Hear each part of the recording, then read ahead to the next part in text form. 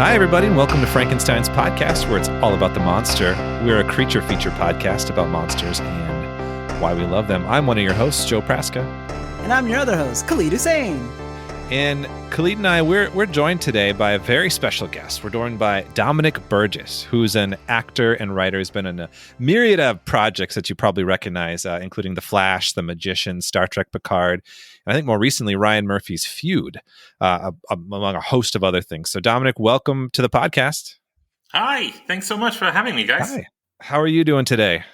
I am pretty good. I took a long walk around my local park. I got my 10,000 steps in for the day, and I'm just fixing up our balcony. It was kind of barren when we moved in, and now I just put some wooden slats down and some fake grass. I'm going to do some planting. So, yeah, it's pretty good. That sounds like a very pleasant day. I like it. Yeah. Yeah. And if I'm correct, you said you're in LA now, right? I am, yeah. I was just working in New York for 5 months, and I got back home maybe 10, 11 days ago now.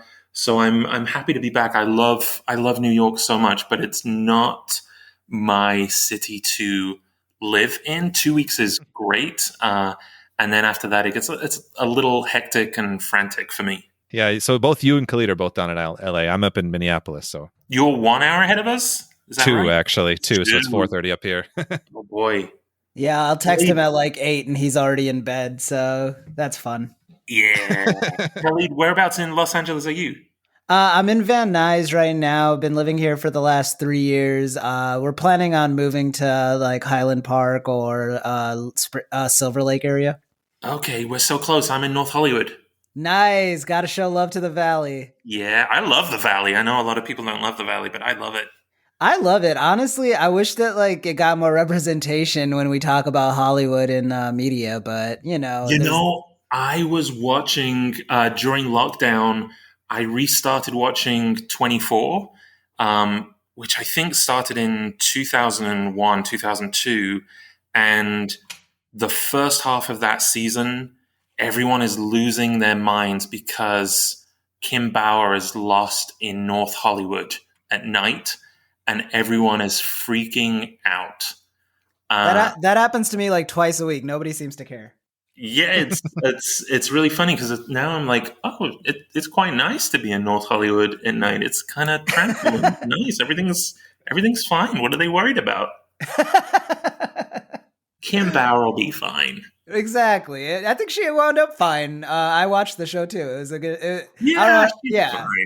Yeah, she's good. She's good. Should we? Okay, so Dom, you as you know already, we are a monster podcast. So I was going to ask you real quick before we jump into any specifics. If you were to choose, what's your favorite monster or creature in all of pop culture? Okay, it's got to be Gremlins. Gremlins is my jam. I have a life-size Gremlin puppet. I have a bunch of the NECA toys, and the first one is my Christmas go-to movie every year. It's tradition. Wow, good choice. Yeah, I love Gremlins too. We haven't done Gremlins the movie on this podcast yet, but we've talked about Gremlin creatures before. We did that the one with the gremlin on the wing, the Twilight Zone episode a while back. Yeah, that was fun. But yeah, we actually got to. Khalid, have you seen Gremlins yet? I've never seen it. You've never seen it? We gotta do it. Oh my gosh. My parents are Ethiopian immigrants. Like they were really into like when we did get to watch American movies that like the whole family could agree on. It was like action movies. So like I watched like a lot of Rambo. Oh boy. Yeah. I mean Rambo's good too. It's even better when your parents call him Rainbow. Ah. I don't know if you know the Groundlings Improv School out here. Yeah, I'm aware. Yep. Yeah, I went through that program for a few years, and my parents never got the name right, and they always asked if I was at Gremlins that week. That's awesome. But, yeah. Oh man, but Gremlins. When I was younger, we used to go to the local video store where I was from in Stoke-on-Trent, and I would trade out each week I would trade out between Transformers the movie and Gremlins week after week after week. Just those two films back to back because they were my favorites growing up. Wow. Nice. Yeah. That's a good twofer. That is Yeah. good. Well, if we ever do Gremlins on this, you should come back and we can geek out about that one. Oh, yes, please. The other question I was going to ask you is just sort of a general thing. Like, I've seen, just kind of following you on Twitter, you kind of like some like geeky and nerdy fandoms, just like Khalid and I. So what's kind of like your fandom, like your geek card? Oh my gosh, guys, I have so many Transformers figures. So many. And it started off, I mean, I used to have Transformers toys when I was a kid, and then as an adult, I thought, oh yeah, I'll get this cool figure of Optimus Prime, and then I would have to get Megatron, and then it just kept expanding. And oh my gosh, now I think I probably have close to 200 Transformers figures, and I just got this week. It's sitting in front of me right now, and the box is like 2 feet by 2 feet squared. It's huge. It's Unicron, and I think it's like 2.5 feet tall when assembled from like planet mode. I have nowhere to put it. I have nowhere where I can assemble it or put it up. So I don't know. My boyfriend is going to be really mad when he gets back from Canada because it's obnoxiously large. It's going to have to just live in our closet until we can afford to buy a new house in 20 years' time. Well, it'll be nice to know that you have it. Like, that's like the peace of mind, right? Like, I own this still, even if it's not out. Yeah. I'm just shopping for the house that I want, not the house that I have. That's all. Philosophy. It's a step above like a vision board. Like, you're starting to get the things on the board, just waiting for all of it to come together. Exactly. The life-size gremlin I have, I don't really have anywhere to put it right now. I want to sort of I collect physical media, so I collect Blu-rays, films. Oh, me too. Yeah. I'll never give up my physical media. Oh my gosh. But I want to sort of do a built-in shelf with a sort of display thing on top where the gremlin can sit. Nice. But I'm already out of space. I've got DVDs piling up on the floor now, so I'm going to figure some stuff out. I know exactly how you feel. Joe, How many Blu-rays do you have, Joe? Oh my gosh, I don't know. I've been like kind of collecting the boutique ones now lately. So I've been doing like steel books and Arrow video, like the those extra like newer releases where they have like the extra features on. So I've been really into that lately. It's tapered me a bit because they're a little more spendy. So I'm like, okay, I can't justify like a whole bunch every week or something. I get it.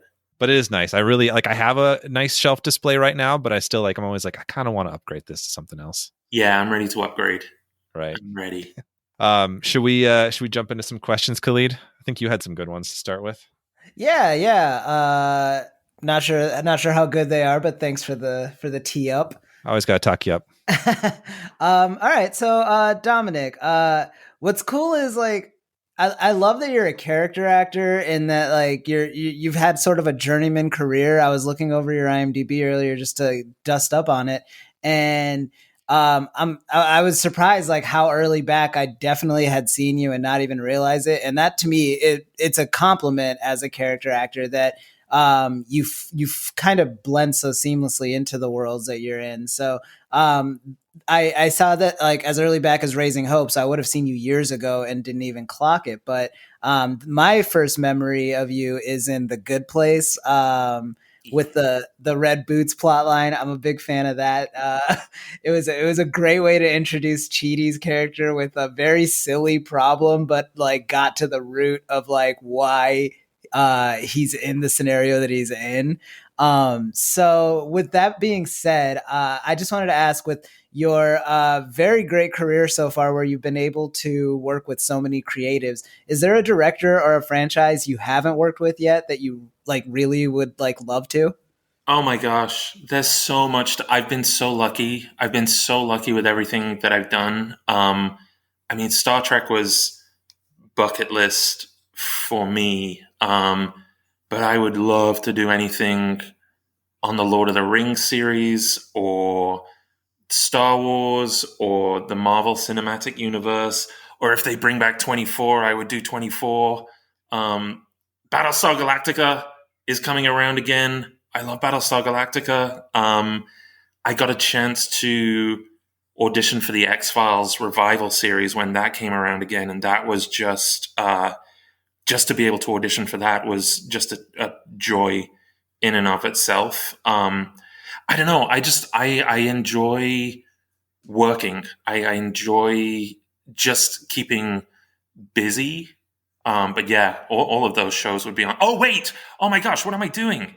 Alien. They're doing an FX Alien series, which I would murder to be on. Not literally murder, but I would. I would don't know. do That'd be a good terrible things. audition if you murdered somebody. I mean, oh man, that they announced that on FX and Hulu, I think, and I called my manager right away, the same as I did after Patrick Stewart said he was coming back to Picard. I picked up the phone and was like, we gotta do Picard, and I was like, we gotta do Alien, we gotta get on Alien.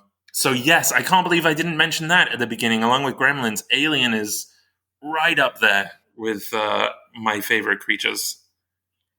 Yeah, we've had a few people come on and mention Alien and Aliens. It's a popular one among the creature feature fandom. So we're definitely going to tackle that. We're waiting for a big number podcast number so that it's kind of like a more of an event type episode, just because that is probably one of the most popular creatures in creature feature history. Yeah. It's crazy. I for sure thought you'd mention wanting to do like a Transformers movie or something too. I love Transformers. The live action films I didn't enjoy so much. Just in the sort of design and the aesthetic and how cohesive they were. I enjoyed Bumblebee, but the mainstream Transformers films I struggle to get into so much. But I mean, you do one if they ask me to. I think, there's definitely a lot lost in translation when you go live action, because so much of what made Transformers like the staple it was in the 80s was the animation. So I definitely see where you're coming from there. I also am partial to Bumblebee out of that whole universe. I think that movie got the closest to what made the animated series great. Yeah, me too. It's a good little sort of self-contained, and I think that the character designs are a little better, and it's just a clearer story, I think, for me. Nice. And then just a follow-up tie-in to, as I mentioned, like you've had a very awesome career to see, and it seems like it's going great currently. I just based on like the work you've done and like the characters you've played, is there an obscure role, or what would be the most obscure role of yours that you want more people to see now that like you're a familiar face? Gosh, I don't know. I mean, I try and find something enjoyable in all of the characters that I do. I guess the magicians I love to pieces, but not a lot of people recognize me from that because I'm under sort of 5 hours of prosthetic makeup. So if people do recognize me from that, it's usually my voice. But I love the magicians so much for so many different reasons. So I guess the magicians. That's a good one to bring up. I just watched your first episode, and the season 1 finale. Cool. Yeah, I just rewatched that just to refresh myself on it, and that like I forgot how that show is just fearless. Is the only description I have for like the way they tackle topics. Yeah, they. I think especially by the time they get to season 2, they just go wild. They sort of do a more drastic departure from the books, and then it's just anything goes, which makes it really exciting. And the creators and the people involved in that were so wonderful. I have 5 cats here at home, and once the showrunners and producers found out that I loved cats, then when I popped up in the 4th season, they were like, "We're just going to surround you with kittens. Here's a bunch of kittens, just for kicks." And What a life. yeah, it's so enjoyable, and the creative team and the FX team was so great to work with. Being in makeup for 5.5 hours could be arduous if the people around you weren't enjoyable, but they're all so amazing, and they're all artists in their own right, and it's just a great time. I watched some of those magicians appearances as well before we did this, and the makeup is something that really stood out to me. I wanted to ask you specifically about some of the prosthetic processes of the roles that you've been in. So, and we're on the magicians, but like the horns, like how does that feel on your head? Okay, so the horns, are first. It's a whole thing. They have to glue all of my hair down, and then they glue a helmet to my head with 2 metal rods sticking out on either side. Then they layer the I think they use latex for Ember. They layer the latex on top and do the seams and do all that. And then they put the horns on kind of last. They check it a couple of times to make sure that everything is lined up. But that glue on the hair is pretty rough, especially when they take you out of the makeup at the end. They have to drill holes in so they could pour oil in to loosen up the glue. And then they sort of have to get underneath the helmet with Q-tips and oil to sort of release all the hair from the helmet at the end of the day. They were going to try a bald cap, and I think we tested it out. This was back in 2015, I think. But the weight of the horns made the latex on the face shift, and it sort of buckled, and it sort of caused seams around my temples and around my nose. So they had to come up with a helmet. Wow. Indeed. Okay. So you mentioned that it can take several hours for these makeup sit-ins and stuff like that. I've always been curious. Do you like talk with the people doing the makeup the whole time? Are you like present, or do you just like pop some AirPods in and listen to an audiobook? Because the closest thing I have to compare that to is like a barbershop visit. And my favorite barbershop like barbers are the ones that just kind of quietly do their work and like focus on making the hair look good. Because I just trying to also manufacture conversation in like what is already such an intimate situation can be awkward when you don't know the person that well. Oh gosh, I am a talker when I'm in the chair. They'll ask like, "Hey, what do you want to listen to?" And I'll usually say like, "Oh, let's pump some 80s stuff or some soundtracks." I love soundtracks. And then it's usually Jason Ward and Sarah Pickersgill were on the Magicians doing the makeup, and Arlo, I can't remember his last name, but I would chat with them because I'm inquisitive about the whole process too, about what they're using and about how they do things and things they've worked on before. And generally we chat, and then, maybe after 2.5, 3 hours of chatting, everyone sort of zones out, and then I'll sort of go over my lines a bit, and they'll be, coming down to the finer details, and I'll let them kind of do that. But, you sort of feel it out. I guess if someone doesn't want to talk, then we don't talk. And but usually I'm a bit of a chatter, I guess. No, yeah, and I mean, I work in production too, so like I guess that's the difference is like as opposed to like a barber where it's like an in and out in an hour and they have to do the finer details pretty much the whole time. There is something to like talking to like again, they're your coworkers ultimately, and they all have like we all in production have stories just by the nature of our job of bouncing around. So I guess, yeah, I didn't see it that way, but that's cool. That's awesome that like you are able to generate 3 hours of conversation. I would not put money on me being able to. Oh yeah, and especially with the magicians, because that was, 5.5 hours in. So often for the magicians, my call time would be, 3:30 in the morning, so I could be on set and doing things at 9 o'clock. So people, everyone's in the same boat. Everyone's up early and doing their thing, and um, yeah, I think it'd be rude on my part to sort of just come and put earphones in and zone out and just be like, do your job in an American accent for some reason. No, that you can only say that in an American accent. We own that. Works the best there.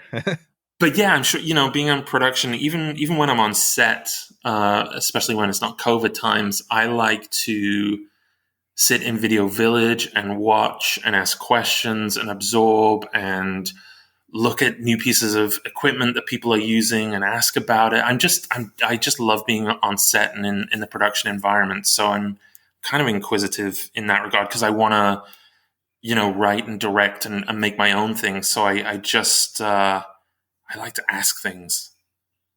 Sounds kind of like a shared experience with you're all in it together and you just want to kind of be part of that community. Yeah.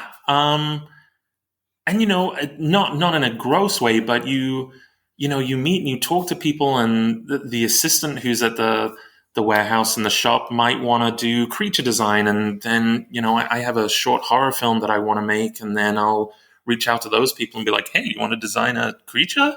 And you talk and you build up relationships, and you say, that guy's all right, or I like her. She's on the same wavelength of films and things that we enjoy, or yeah, I just enjoy talking to people, I guess. That's awesome. Yeah, that's cool to hear. So the other part of the costume that you wore with Ember was the sort of like lower half, the hooves and everything. Was that anything like much of putting on, or was that just like pulling something on over your pants, or what was that like? Ember's feet. Oh boy.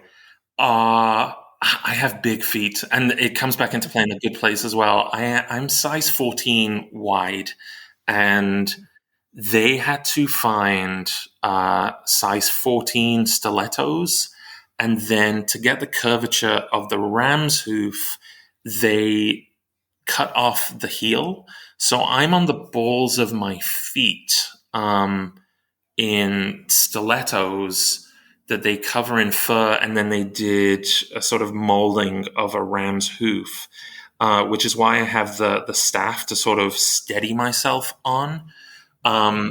Season 1 was great because, and actually season 2 was not too bad either, because everything was sort of fresh and new, I guess. And so the material of the stilettos was sort of flexible and it wasn't too uncomfortable. And then I get killed off in season 2, and then I wasn't used again until I popped back up in season 4, and the hooves had been in storage and it felt like everything had shrunk. So season 4 and 5, they were so uncomfortable. Those hooves were so uncomfortable. Yeah, I think they shrunk in storage. But there was a period for season 2 where they had me fly up to Vancouver, and they were like, hey, we got this great idea for Ember. We're going to put you in stilts and come and see if you can walk in stilts. And I'll tell you this for free, I can't walk in stilts. Oh man, they took me out to this park, and they sort of had 3 stuntmen around me, one to the left, one to the right, and one behind me. And these things made me like 8.5 feet tall. And I don't know. I mean, I'm a big guy. I'm 6'5" and 300 pounds. And stilts are not for me. So yeah, that idea got nixed pretty fast. I think So stick with the stilettos. 6'5" is enough. I don't know that you need stilts. Like I that's know. Oh my gosh. I think I would have I would have for sure at some point toppled over because you can't feel, I at that point they were just stilts with sort of points on them with sort of rubber heels. So I don't even know how I would have moved if they'd have sort of built a whole rig that I couldn't feel beneath me. Yeah, no clue. That's so Godspeed to interesting. those artists who can do that. It's interesting to think like they kind of just call you and say like, oh, we got this new idea for Ember. It sounds like, I mean, with the kind of the effects work and like prosthetics and just setting up like creatures and gods and different things, like there's a lot of just workshopping that goes into it. That's what it sounds like to me. Like, how are we going to make this look this way? Or how are we going to like finagle different tools to make this like work on screen? Right. It's like cool amount of creativity. It's television. And so they don't have the budget to, put me in green screen pants to say like, oh, we'll just fill it in digitally afterwards. They have to be mindful of a budget, especially being on sort of cable and not on a big streamer like Netflix or something where they could do something like that. Yeah, so a lot of practical effects. So. Yeah, which I love. I love practical effects. Anytime that they can build a set or build a costume that you can physically be in, I think is better. I'm a big avid lover of practical effects.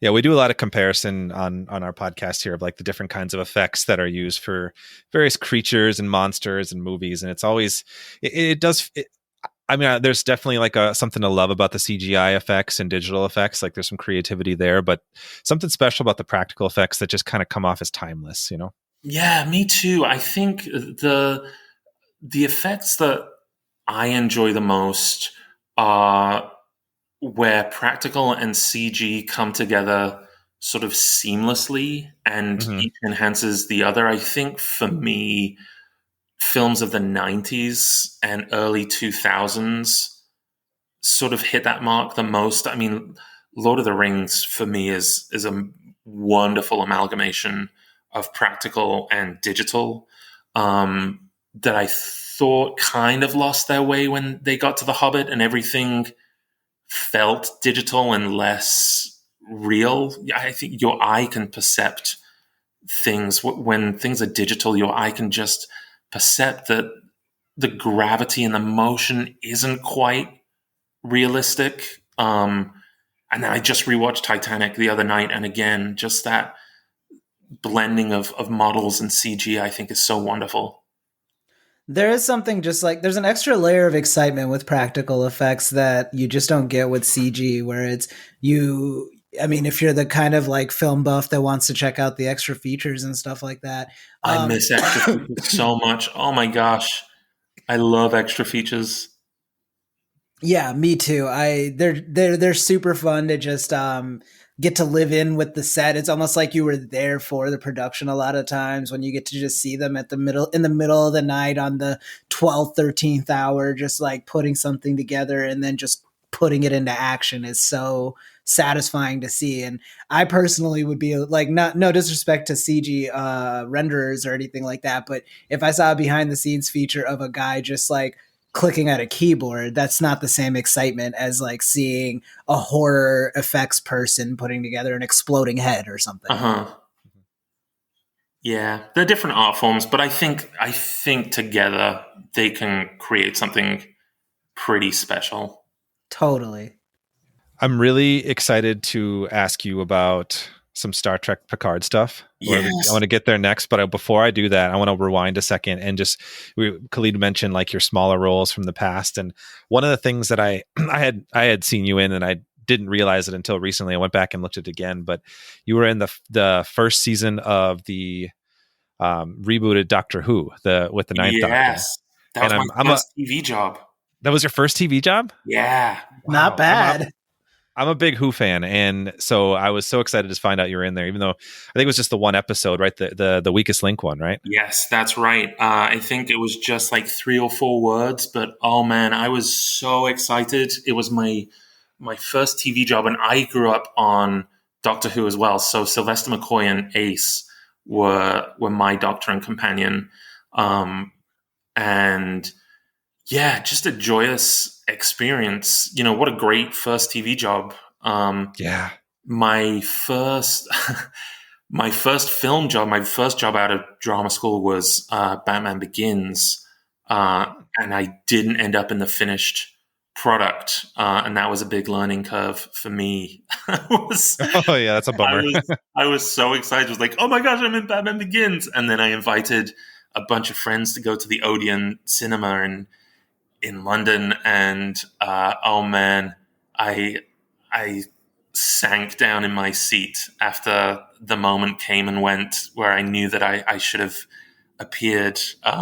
My name still survived the credits, so I sometimes get a residual check from it from time to time. But oh man, but yeah, they were my first two credits, Batman and Doctor Who. So I was like, I thought I was like, oh yeah, I'm gonna have like a fun genre crazy career. Yeah. Still a really cool way to start a resume. Yeah. It is. Yeah. Did you get, when you're on Doctor Who, did you get to work with, I mean, I'm trying to remember that scene, but did you get to work with any of the stars much, like closely? No, it was, Billy Piper was there. And Patterson Joseph was, I think, the big guest star for that episode. Mm-hmm. Anne Robinson wasn't there as the android. They sort of had her voiceover. Yeah. But again, just to see technically how they put all that stuff together, they had a performing artist in the android suit. And, a lot of the co-stars in that episode, it was fun for a first job to be in a scene with lots of other co-stars at the same sort of level of career. So it wasn't sort of overwhelming and scary, I guess, to be there. And, I remember the first time I got to set, I crossed by Christopher Eccleston on the first morning that I arrived, and he was so upbeat and so chipper and, hello, how are you? Nice to see you. It was just a really warm, wonderful environment to be in. And yeah, great first TV job. That's so cool to hear. Yeah. Christopher Eccleston, I was a little late to the game with who. Christopher Eccleston was the first Doctor I'd ever watched. So I still love that first season a lot. Yeah. Yeah. I was an 80s child with Sylvester McCoy, who you might know from the Hobbit films, I guess, would be your frame's reference. He played Radagast. But yeah, I was a big Doctor Who kid growing up. Are you still into it? The new series? I kind of dropped out. I went through a period. I moved to Los Angeles in 2007, and I was horribly poor for the first 5-6 years that I was out here. So I didn't have a TV or access to streaming or anything of that nature. And Khalid might know my day job for 5 years was at the ArcLight in Sherman Oaks at the movie theater. Oh yeah, I'm familiar. It's a good theater. Yeah. So I popped popcorn and cleaned restrooms and whatnot at that movie theater. So I kind of lost a chunk of TV time for shows that I was invested in, and then I sort of lost track, and I didn't go back to catch up. So I made it to the end, I think, of David Tennant's, and I just started some Matt Smith stuff, but I haven't seen Capaldi or Jodie's Doctor yet. But I'll catch up and I'll get back into it. Yeah, it's pretty solid still, I'd say. I'm enjoying it. Good. Yeah, I'm looking forward to catch. I've got so many things on my Netflix and Amazon queues right now. Don't we all? But yeah, no. Anyway, I'm very, very excited to talk to you a little bit about Star Trek. Do it. Yeah, I am, and Khalid can attest to this. I am a massive Star Trek fan. I incessantly text him about watching Star Trek all the time, and I've gotten him on the train of watching some of the shows too. But I was so excited when Picard was announced, and I kind of think of that season. The Stardust City Reg is one of my favorite episodes. It's the one that I'll rewatch the most from that season, since it's so like serialized. It's hard to pick out an episode usually, but that one usually stands out to me. And so in that show, you play the Reptiloid Beta Anari Mr. Vup. Yeah. Right. So could That's you true. talk a little bit about the prosthetics there? Like that was some heavy prosthetics and some makeup there. It looks heavy, but that process was like an hour and 45 minutes. It was so Wow. fast. It's a foam cowl and a sort of foam cover that then just goes on. So they just put pretty much the whole headpiece over your head, and then just put the one piece on my face, and then just do the seams around it. And the hands are latex gloves that come on and off really easy. They molded it to my hands so they fit perfectly. And then, the pinstripe suit and the sort of neck scarf cover a lot of stuff. So that process was actually really, really fast. And was this the first time I've had teeth? I think this is the first time I used teeth on Picard. And then, contact lenses again to give me sort of reptile eyes. But yeah, that process was actually really, really fast comparatively to the magicians. Wow. Yeah. And I'd done something else one of my earlier TV commercial jobs out here was working with Stan Winston effects, and I played a sort of giant in a bowling alley. And that process was about 6-7 hours. So I was expecting Star Trek to be like, oh man, this is going to be a monster. And then when I got the call sheet and it said, hey, your call time's 6 a.m. and you'll be on set by 8, I was like, oh my gosh, what are they doing? And they did it like magic. Wow.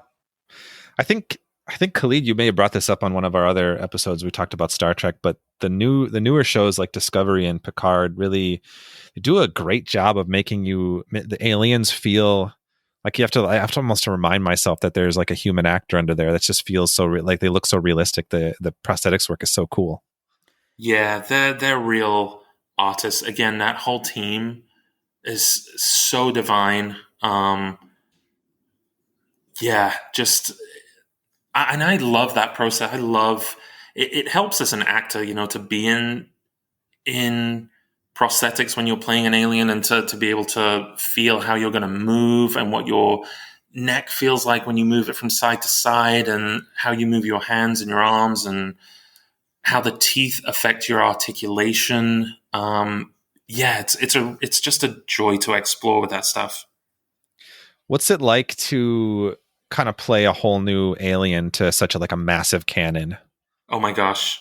So yes, I love it so much. It kind of, there was so much secrecy around it before I auditioned, that I kind of was spinning out because they didn't tell me that it was going to be a new alien in the material. It just said playing an alien. And so when I was preparing for the audition, I was just walking around in circles in my living room, and my boyfriend is not a Star Trek fan at all. And I was trying to explain, like, well, listen, it's going to be different. If I'm a Klingon, it's going to be different than if I'm a Cardassian, or if I'm a Ferengi, or if I'm whatever I am. So I don't know how to prepare for this audition.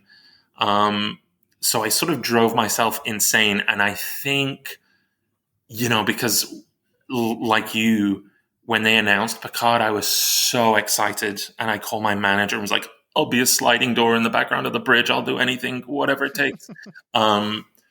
And yeah, oh man, I wanted it so much that the first couple of times doing the audition in the room, I sort of strangled it because there was a lot of techno babble, and I lost my place. And Liz Dean, the casting director on that, was so wonderful and warm and helped me out so much. She knew that I wanted it so much.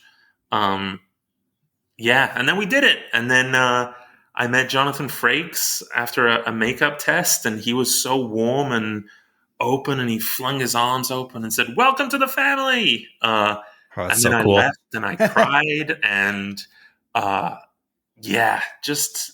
And then Jerry Ryan was on set, which was kind of a top secret thing. And I'm a big Voyager fan. That was sort of the Star Trek show that I had watched from pilot to finale as it aired. So that was really exciting. Just the whole thing. I just had the most wonderful time. That's so fun to hear. I'm actually, my wife and I are watching through Star Trek Voyager all the way right now. We've been going through all the series, but we're on Voyager right now. And fun fact, I know you can't see me in a video, but I'm actually wearing a Star Trek Voyager t-shirt right now. I've been listening along to Robert Duncan McNeil and Garrett Wang. They have a podcast called Delta Flyers. So I've been rewatching as they have been rewatching, which has been kind of fun. I've been listening to that too. It's a fun podcast. Yeah, I like just getting those little insights, and especially because Robert has sort of expanded into directing. I'm always interested in actors that have sort of expanded into other areas of their career, whether it's writing or directing or producing. So yeah, I've enjoyed listening to that. That's so cool. And yeah, so the episode that you were on too is sort of feels like a powerhouse, like Star Trek episode, because like you said, it has Jerry Ryan, Patrick Stewart. That's one of the first times they're interacting on screen, and directed by Frakes. And also, I think the episode was written by Kirsten Bayer, who's big into the novel verse, right? Like she wrote out all the Voyager novels and a ton of other books. So it's it's like Star Trek royalty. It's a really cool episode to say that you're a part of. Oh my gosh, I'm so grateful. I know it ended up being kind of divisive amongst the fandom, because they kill Icheb at the beginning, and then 7 of 9 goes in guns blazing at the end and sort of nicely murders some people, and then Alison Pill murders someone, and then they've sort of got this fun kind of heist romp in the middle of it. So I get that some people might not enjoy the tone of it, but I loved that episode. I mean, I love Star Trek in general, so I'm not really my place to be like, I didn't like it, because I loved it. And I'm biased. Yeah, Joe and I were actually discussing it a little bit too. The backlash against the creative choices in Picard, and I guess to equal degree to Discovery. But I just mentioned to him that as somebody who isn't as involved in the Star Trek universe, I do love how much more character driven the narratives have gotten, and it works for me as a good contrast to the original Star Trek series and the Next Generation and Voyager, where it was kind of the idea of like these people who more or less come from a utopia trying to bring that utopia to the rest of the galaxy. I like it as a contrast to that, where it's like they tried that, and now where they are in life, especially with Picard, where these characters actually came straight from that world. I like that we see them kind of conflicting with their own ideals and trying to understand, like, maybe it's in a way, it's almost like missionaries scrutinizing themselves, if that makes sense. Yeah, and storytelling changes. Next Generation and Voyager in particular are very much sort of self-contained bottle episodes where you can just watch for 44 minutes and then the story resets, and you're just sort of watching these characters go through these different adventures. And now things are more serialized, but it doesn't take away from what's come before, or there's different versions of Star Trek for everyone. I think I have friends that love Deep Space Nine and the serialized nature of that, and getting into sort of this long war arc. And Voyager is my go-to show, because that's the one that I saw from pilot to finale, and I'll always just throw one of those on before bed. And I love Next Gen. And when they said that they were going to do Lower Decks, I was kind of skeptical, and then I ended up loving it. And now Badgie is one of my favorite Star Trek creations. Yes. Oh my God, I love Badgie so much. So there's different Star Treks for everyone. So I get my back bristles when people are like, that's not Star Trek, because it might be Star Trek to someone else. Someone else might, love one series and not like another so much. And I think there's room for everyone in the Star Trek fandom, I think. I mean, this goes with any property with, for lack of a better word, like a not toxic fan base, but maybe just like a heavily critical fan base. I think you lose a lot of what excited you in the first place when you try to put what you love in a box. Yeah. Yeah, I think So so too. I'm looking forward to the Voyager documentary that they're putting together right now. And I love, Same. oh, yeah. And Yeah, the Deep Space Nine documentary and seeing all that footage in HD was so exciting for me. Yeah, I'm just a Star Trek fan and just a genre fan in general. X-Files and Buffy and Battlestar Galactica and Lost and all that stuff. I'm just a fan. yeah. There's so much great stuff out. It's it's a great time to be a genre fan, really. Like there's so many options for so many different things, and even like Star Trek, particularly. Like you got new documentaries about old shows. You got new shows coming out with different things and trying new and challenging ideas. So Uh-huh. it's just a really fun time. Time to really like to just be a part of that. Do you know by any chance if we'll see any Beta Inari in the future? Oh gosh, I hope so. I hope Mr. Vup has a twin somewhere. Mr. Mr. Vop or Mr. Vap. Mr. Vap. No, I don't know. I would go back in a heartbeat. And I guess the exciting thing is because I'm under prosthetics is that I could go back as something else. You know, like Jeffrey Combs Yeah. played so many roles. Yeah, that would be dreamy. And because they have my live cast now, that if they need an alien at short notice, that they just have my mold already. So it'd be like, yeah, do it. I'll be back. um, yeah, in a heartbeat. Oh yeah, there's precedent for lots of actors coming back in Star Trek, so it's not Yeah. unheard of. Yeah. And even so, it'd just be cool to see like if they do bring back Beta and R, you'd be like, I was the first one of those. Mm-hmm. okay, so that I was gonna ask about that. I thought I heard that Joe mentioned this is the first time that species has been shown in the Star Trek universe. Did you have any like input as far as, I mean, I know you performed it, but like outside of that, were you able to help kind of like create this kind of new character to a world that's like as rich as Star Trek? I mean, we chatted with Neville, who did the creature design, and Vincent Van Dyke effects. We all chatted, and for a while there was going to be hair in a ponytail that sort of flung around his shoulder, and there were going to be eyebrow piercings and nose piercings, and they were talking about tattoos for a little while. But no, really, when it came down to it, they settled on the design, and they emailed me what it was going to look like, and then on set, once I was in the creature design, I was sort of trying to enhance movements the way a sort of lizard, in a sort of lizard-like way. And I discussed with Jonathan how the movement would go, and we sort of felt that out together. And then after the fact, I went to do ADR, which is sort of recording the lines over again after the fact, because they wanted to try. When I'm Mr. Vup, I sort of go into a lower kind of register, and they wanted to layer on higher vocals on top of that to sort of have a dual vocal, but I think that fell by the wayside. We recorded it, but I don't think they ended up implementing any of that. So it was different things at different stages of the production, I guess. Got it. That's really cool about the voice too. I was convinced they just did something to your voice, but it's just hearing that example right there. I was like, oh, that's all Dominic.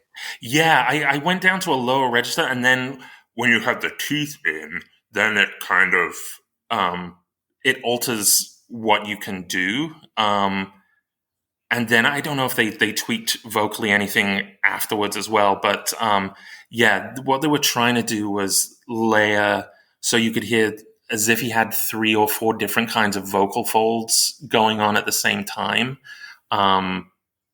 So yeah, that was interesting, trying to match vocally what I did in a higher register and then another higher register to try and see if they could piece that together. But I guess that idea fell by the wayside, which it happens, in a creative decision in a room somewhere. Someone was like, no, I don't think it works. Totally. So while we're on the subject of you playing your character in Picard, between that and Lord Umber, right, in The Magicians, I always get Yeah, Umber and Ember Emma. mixed up. Okay. Between those two characters, you've played a couple that are would be could there's an argument to be made. They're villains. Obviously, with Picard, it's a little easier of an argument. But even Ember is a little bit of a like his ambivalence could be seen as villainy. Do you see your characters as villains when you get into that headspace, or how do you see them? No, I don't think so. I don't think you can just play evil or being bad. Someone has to have a want, and they have to have something driving them. Um, so I never just play being evil. It's just what the character wants in that scene or that moment, and what they have to gain. Um, and I think, for me, when characters do terrible things on screen, if you take Walter White in Breaking Bad, for example, he does terrible things, but we know why he's doing it for his family. And obviously, his reasoning is terrible. But I think we become more invested when characters have a want and a desire that sort of transcends just being evil. And I think Ember was so, he'd lived for countless thousands of years and he'd done everything and he was bored and he just wanted some kind of excitement. It wasn't that he was being evil, he was petulant and childlike and over everything. So yeah, that's the approach that I would take to it. That's cool. That's right. Yeah, and I mean, especially with Ember, it's a little bit easier to with a god that's been there for forever. He's probably seen however many adventurers coming by trying to get him to do something. I can see what you mean with that. Yeah, and I think for Mr. Vup, I don't think I don't think he enjoyed working for Bajazel. I think he would have rather worked for himself, but job's a job, but he would do the job to the best of his ability.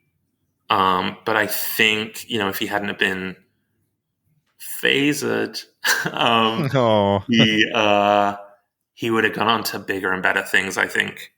Can I say my biggest bummer outside of obviously losing you as a character when you did get phasered, it was right before you got your coolest weapon, that I wrist gun. know my wrist gun. I don't know. I didn't evaporate or burst into nothing like Bajazel did when 7 of 9 came in. So maybe my thick reptile skin saved me. I don't know. I hope They, so. they I use hope they he's use triple blood. They got you back yeah. with I triple hope he's blood. Yeah. yeah. somewhere. Gotta bring that back. Gotta bring that back. Yeah. Yeah. It's canon. It's canon. Yeah, it is. You also played a villain in The Flash, right? Kind of a villain. Yeah. Yeah. So like I was reading a little bit. I haven't watched much of The Flash, but I went and watched some of the scenes that you're in. And I think you played Kilgore, right? The Yes. I character. control technology. And again, I die, guys. I die in every show that I am on, which is fine. I enjoy a good death scene, but one day I want to do a genre show where I survive. One day, Yeah. yeah. Oh, you'd be That's the great next step. as like a recurring villain. Yeah, that'd be awesome. I guess in the Flash universe they did Infinite Crisis, so all the universes came together. So I guess technically I could be alive again. I don't know. But yeah, that was another great fun one because I was a fan of the Flash and I watched the show before I was on it. So again, that was a real joy to be on. And again, it filmed in Vancouver, like The Magicians. So anytime I get to go and play up there is always a treat. Yeah, that's cool. I think in the comics, the character is like has a robotic suit or body, doesn't he? Yeah, he's. I think he's incorporeal in the comics, and he can sort of take over technology. And then there's sort of spider-like creatures that he's in. But again, it's one of those. I guess for TV budget reasons, things have to be reimagined and rethought out. I mean, today they might be able to do it because VFX has come such a long way, even in the last couple of years. But yeah, it was again another treat and joy to do. And actually, I met doing the Flash. I'm sure you guys know him, Derek Mears, who does a lot of prosthetic work. Oh yeah, I've heard the name. Yeah. Yeah, he did a lot of stuff for Jason and Friday the 13th stuff, and he played Swamp Thing on the CW. He does a lot of prosthetic work too, and he's a delight. Oh yes. Now now I see the picture. I definitely know who you're talking about. That's so cool. Yeah. So that was my first time meeting him, and then because we're both big guys, we'll run into each other at auditions from time to time. Well, not anymore because everything's online now. But yeah, that was a fun meeting. I just want to put it out in the universe that I would love to see you as like a Bebop and Rocksteady type villain in like a Teenage Mutant Ninja Turtles movie or something. Yes, please. Am I hired? Is this a job offer? Yeah, no. Did I not tell you I'm casting for that? Great. Sold. Just with the voice you just did and everything, it's been in my head and I had to get it out there. Did you see there's like a retro arcade game that they announced with the Teenage Mutant Ninja Turtles? And I saw the trailer for it just a couple of days ago, and they kind of reanimate the old 1980s, 90s Teenage Mutant Ninja Turtle intro, and it's so much fun. And now I would love a retro animated series of that show. I mean, they're bringing everything back, man. It's probably on a writer's room board somewhere.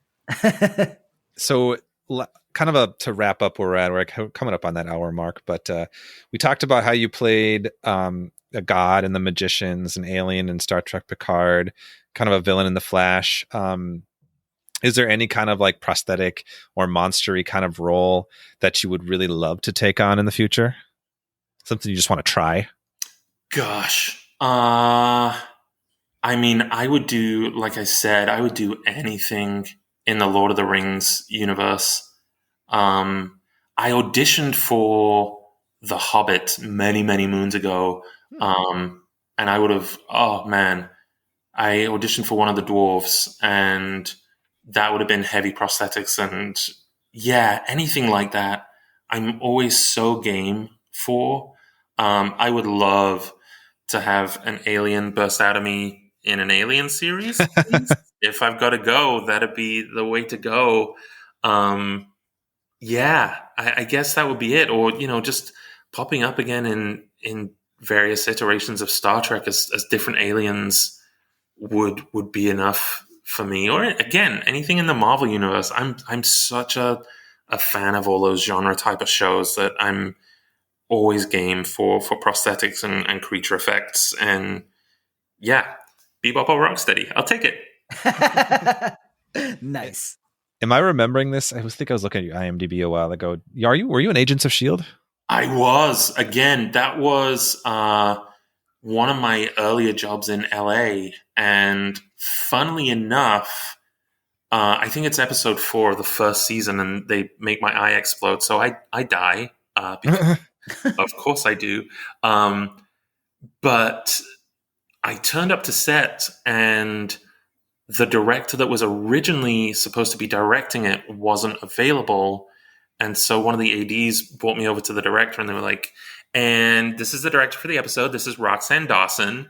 And oh my gosh, I had to maintain my composure so much because Khalid, if you don't know her name, just at random, I was going to ask. Yeah, she plays B'Elanna Torres on Voyager, and she had sort of expanded into directing, and so oh my gosh, I was beside myself with excitement when that reveal happened, and then that kind of overshadowed being on like, oh my gosh, I'm on a Marvel show. And then at the end of the day, I shook her hand and I said, oh my gosh, thank you so much. I am a huge Voyager fan. And yeah. And funnily enough, like just the way that the universe works, her husband is a casting director, and he was involved on Feud. So, you start working in this business and you realize how small and connected everything is. Totally. I've definitely noticed that. I really thought it would just be like this like wide landscape where like I would just like have to go to all the far corners, and it's been a lot of just familiar faces popping up in the most random productions. Yeah, and I love that. I love that. Same, totally. Well, our final little segment that we like to do on Frankenstein's podcast is a segment called "What the Fandom," where we just kind of go around and share like what are we like super into at this moment, like what are you watching, reading, or listening to, or like working on that you just want to share with the people listening. So, we'll give you a moment to think, Dom. So we'll come back I to you. don't need a moment. Let's You go. All right, go ahead. Wow, out the gate. I love it. I love the enthusiasm. All right, Dom, why don't you start us off? What the fandom with you? What are you into right now? I just finished WandaVision. I was so angry initially that it was going to be released week by week because I'm a binge watcher. But by the time it had finished, I was so glad that it had been released week by week.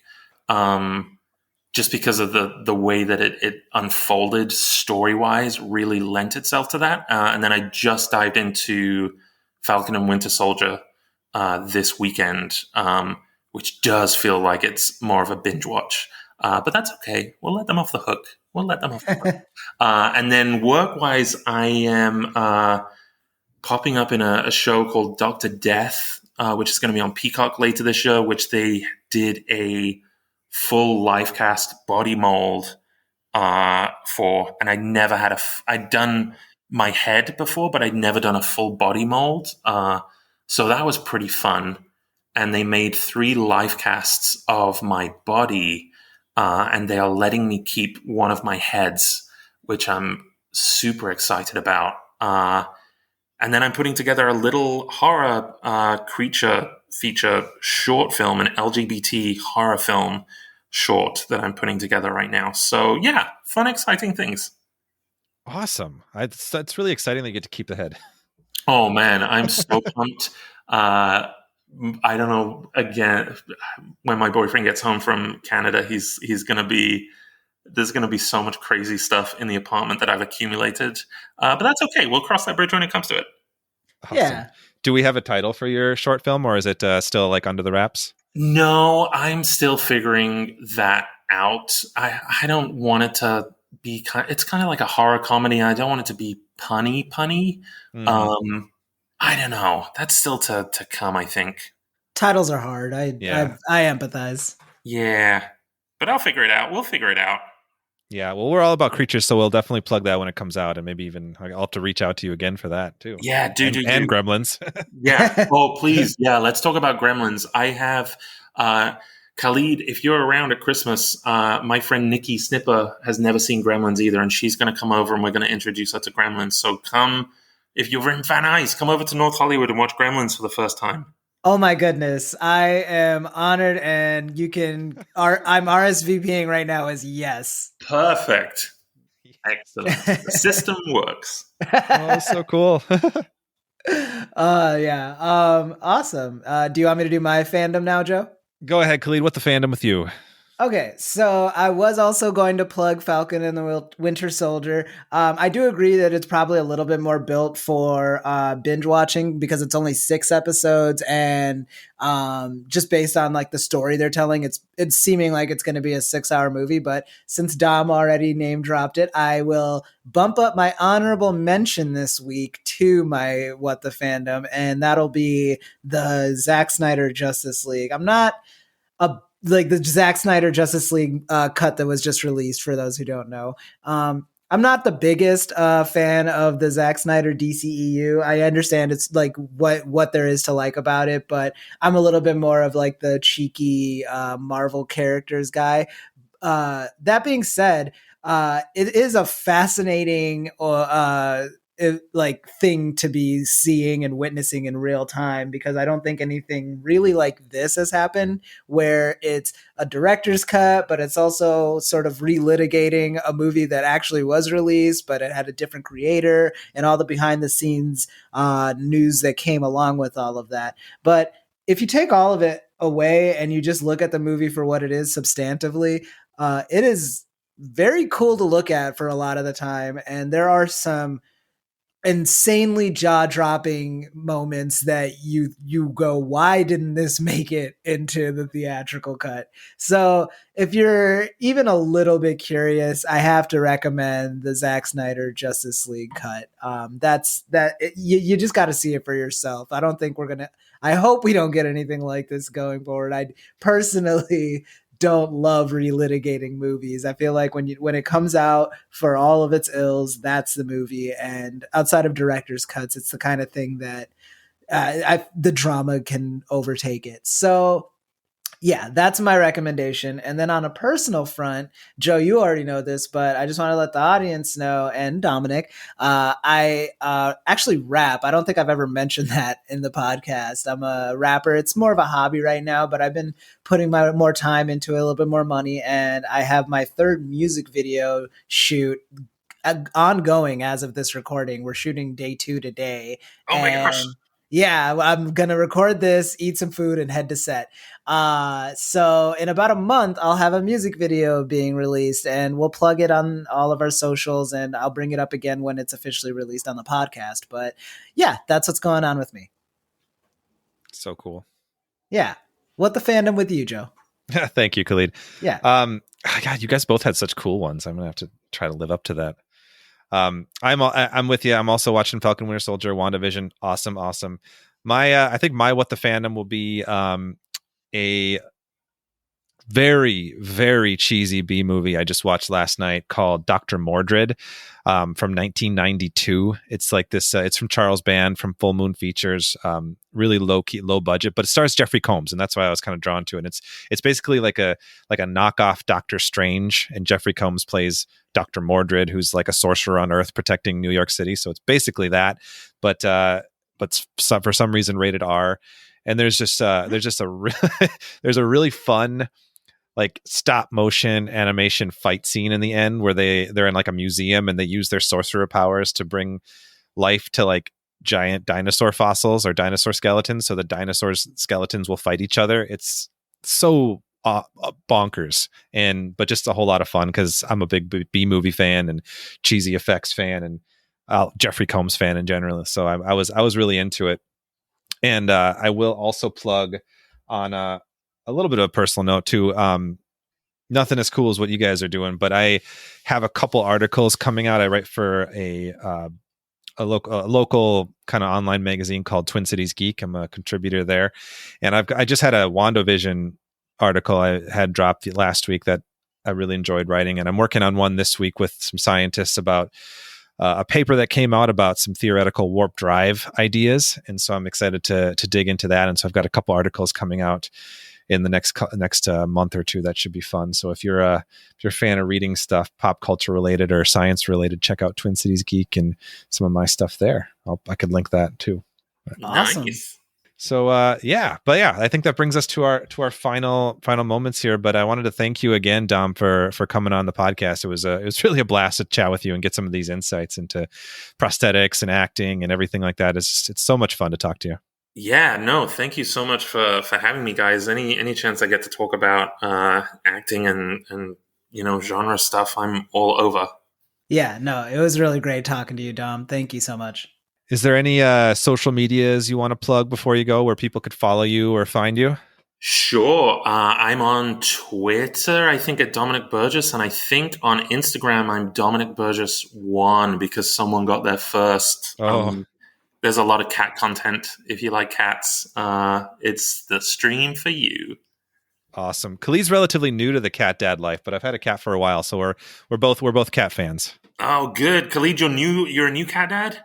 I am, yeah. He's not even a year old yet. His name's Yasser. Oh my gosh, what a life. Yeah. I have 5 cats, and it's a whole lot of cat content. Yeah, it's been nice to sympathize with my sister now, who has like a baby, and she has another one on the way, and I just like to annoy her and let her know that we're both parents now.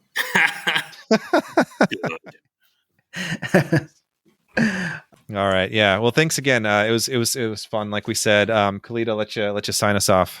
Again, thank you so much for joining us, Dominic. I believe our next episode is also going to be an interview, so look out for that when that drops. But until next time, everybody, Creep it easy.